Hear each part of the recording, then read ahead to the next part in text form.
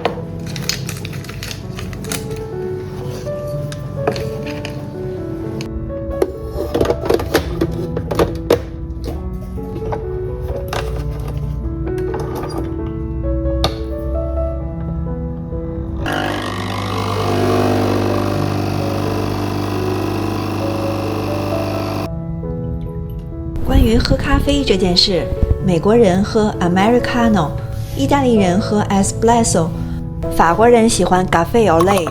你喜欢喝什么？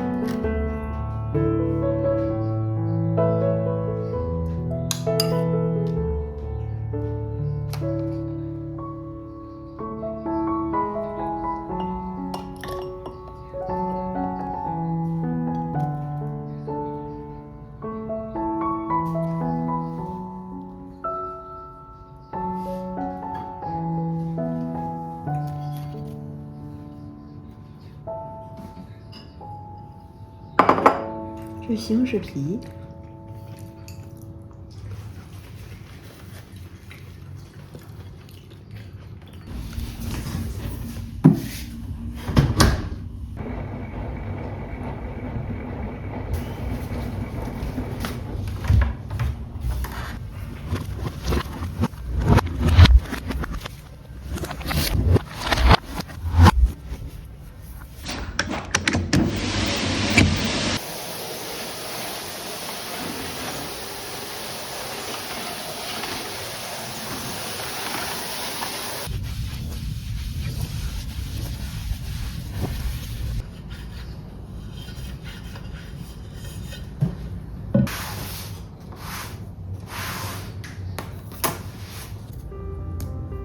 我跟你们说说这个小东西的来历吧。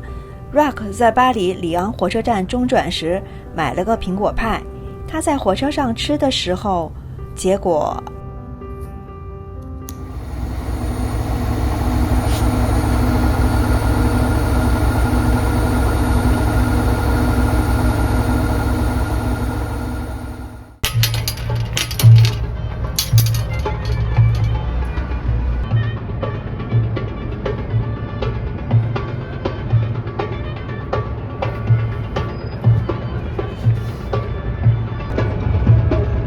作为法国第2大城市，马赛与北非隔地中海相望，1/3度的居民来自北非。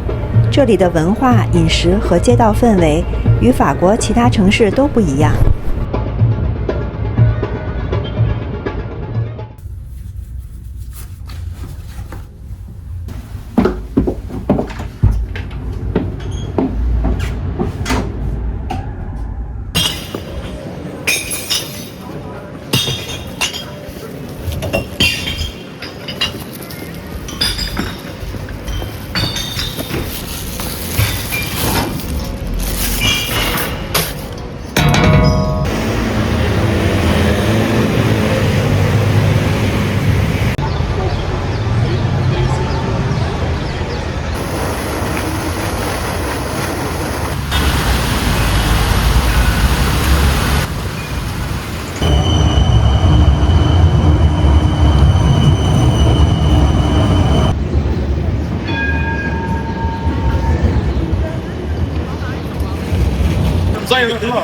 اللي عندنا تدخل بيناتنا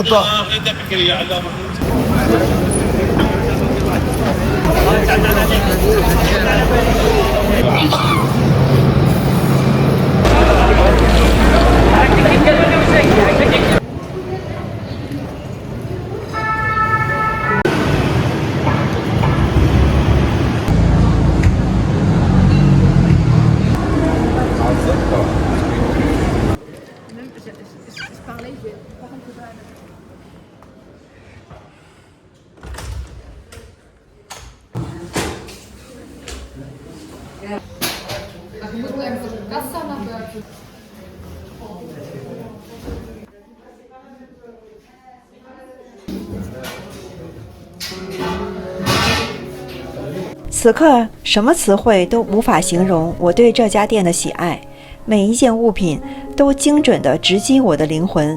它们不像商品，更像是从旧时光里走出来的老伙计。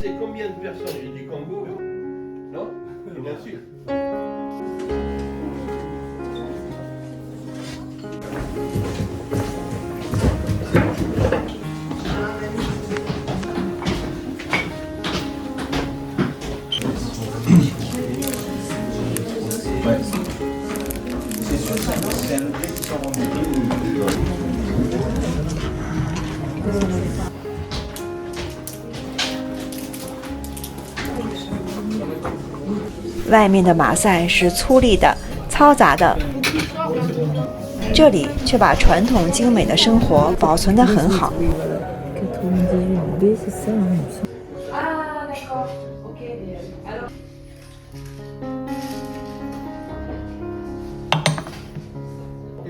最后，我只带走了这块香皂，淡淡的橄榄油油脂味，完全不考虑使用手感的300克重的正方形。有一种久违的笨拙的诚实感。有人说，生活只要好用就行，但我认为它还必须好看。就像这款马赛香皂，它超出功能之外的精致，提醒我，无论环境如何变化，我依然拥有取悦自己、定义自己生活质感的权利。这次旅行，我从多伦多出发时还是零下23度的寒冬。现在已经是25度的夏季，我没怎么带夏装，我想买几件应对一下。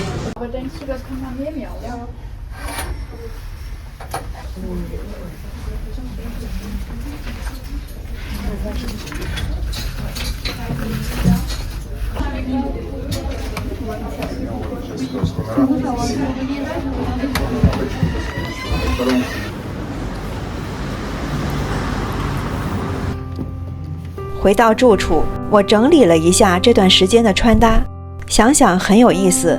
这2个月，我从芝加哥、东京到北京，再到马赛，我在不同的经纬度和季节之间转换。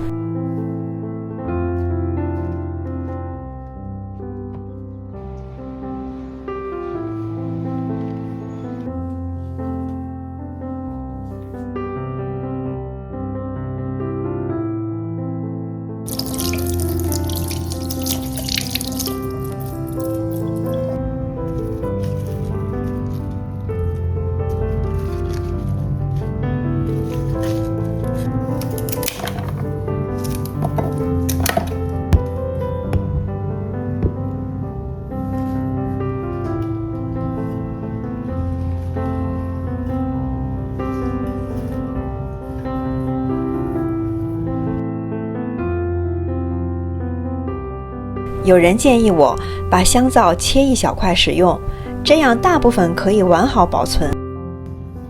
面对这块印着钢印、带着手工痕迹的方块，我无法把它当做一个去污用的工具，它在我眼里是一件艺术品，我不忍心破坏它。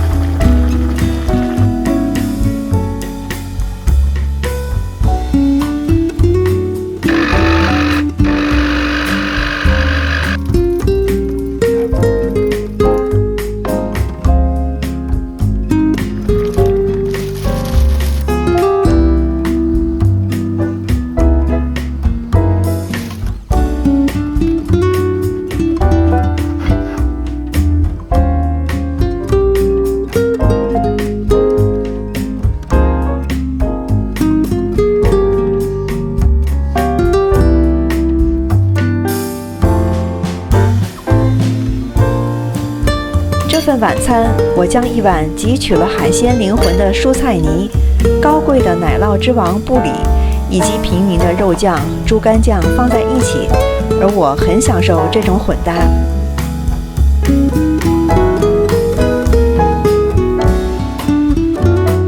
我来到露台上吃完了这顿饭，看着楼下的老港，这一刻我觉得马赛既像一场看不完的电影，又像家一样亲近。